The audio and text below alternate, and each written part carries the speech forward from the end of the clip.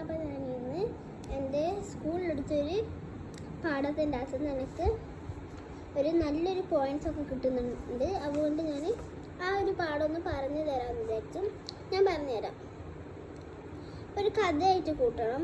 ചിലയിടത്തെല്ലാം നല്ല നല്ല പോയിൻറ്റ്സ് വരുന്നുണ്ട്. മീൻസ് നല്ല നല്ലൊരു നമുക്ക് പഠിക്കാൻ പറ്റിയൊരു കാര്യങ്ങൾ. വലുതായാലും അത് പഠിക്കാൻ പറ്റുമെന്ന് വെച്ചാൽ ഇപ്പം എക്സാമ്പിളായിട്ട് നമ്മൾ എന്തെങ്കിലും ചെയ്യുന്നുണ്ടെങ്കിൽ അതിൽ മാത്രം ശ്രദ്ധ കൊടുക്കുക എന്നുള്ളൊരു പോയിന്റ് ഇതിൻ്റെ അകത്ത് പറയുന്നുണ്ട്. നമ്മൾ അതേപോലെ തന്നെ ഒരു കാര്യം ചെയ്യുന്നുണ്ട്, അതിൻ്റെ അകത്ത് മാത്രം ശ്രദ്ധ കൊടുക്കുക.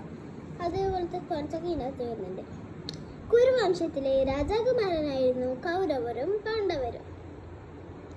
അവർ ജ്യേഷ്ഠന്റെയും അനുജന്റെയും മക്കളായിരുന്നു. പാണ്ഡവരിൽ മൂത്തയാളായിരുന്നു യുധിഷ്ഠിരൻ. കൗരവരിൽ മൂത്തയാളായിരുന്നു ദുര്യോധനനും. അവർ ഒരുമിച്ചാണ് പഠിച്ചതും വളർന്നതും.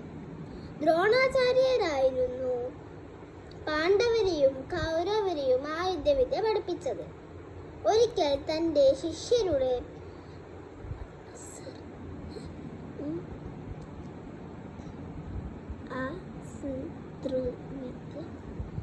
അതൊരു എന്തൊരു വിദ്യ അസർദവിദ്യയിലുള്ള സാമർഥ്യം പരീക്ഷിക്കാൻ ദ്രോണർ തീരുമാനിച്ചു. ദ്രോണർ മീൻസ് ദ്രോണാചാര്യർ തീരുമാനിച്ചു. മരം കൊണ്ടുണ്ടാക്കിയ പക്ഷിയെ ഒരു വൃക്ഷക്കൊമ്പിൽ തൂക്കിയിട്ടു. അതിൻ്റെ തലഭാഗത്ത് അമ്പേത്ത് കൊള്ളിക്കണം. അതായിരുന്നു പരീക്ഷ. ഇത്രയും വരെ ഒരു എന്താണ് പോയിന്റ് കിട്ടിയത് ലാസ്റ്റ് എന്ന് പറയുന്നത്. ഇത്രയും വരെ ഇപ്പം ഞാൻ വായിച്ചെടുത്ത വരെ എന്താ പോയിന്റ്. ദ്രോണാചാര്യർ ശിഷ്യരെ ഓരോരുത്തരായി വിളിച്ചു. ആദ്യം യുധിഷ്ഠിരൻ വന്നു. യുധിഷ്ഠിരൻ അമ്പ് വില്ലിൽ ഉറപ്പിച്ചു തയ്യാറാക്കി. ഗുരു ചോദിച്ചു, യുധിഷ്ഠിര, നീ ആ പക്ഷിയെ കാണുന്നുവോ? കാണുന്നു ഗുരു, യുധിഷ്ഠിരൻ പറഞ്ഞു. മരത്തെയും എന്നെയും നിന്റെ സഹോദരന്മാരെയും കാണുവോ?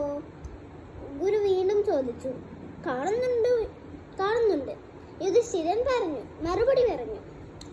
ശരി, മാറി നിന്നോളൂ. ഇനി ദുര്യോധനൻ വരട്ടെ, ദ്രോണാചാര്യൻ പറഞ്ഞു. ഉടനെ ദുര്യോധനൻ ഉത്സാഹത്തോടെ അമ്പും വില്ലും എടുത്ത് ഉന്നം പിടിച്ചു നിന്നു.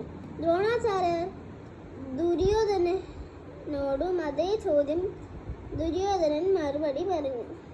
ഗുരു, മരക്കൊമ്പിലിരിക്കുന്ന കിളിയെയും അങ്ങയെയും സഹോദരന്മാരെയും എല്ലാം എനിക്ക് നന്നായി കാണാം. ഗുരു ദുര്യോധനൻ മാറ്റി നിർത്തി. അടുത്തത് ഭീമനായിരുന്നു. അയാൾ നിർത്തിയിൽ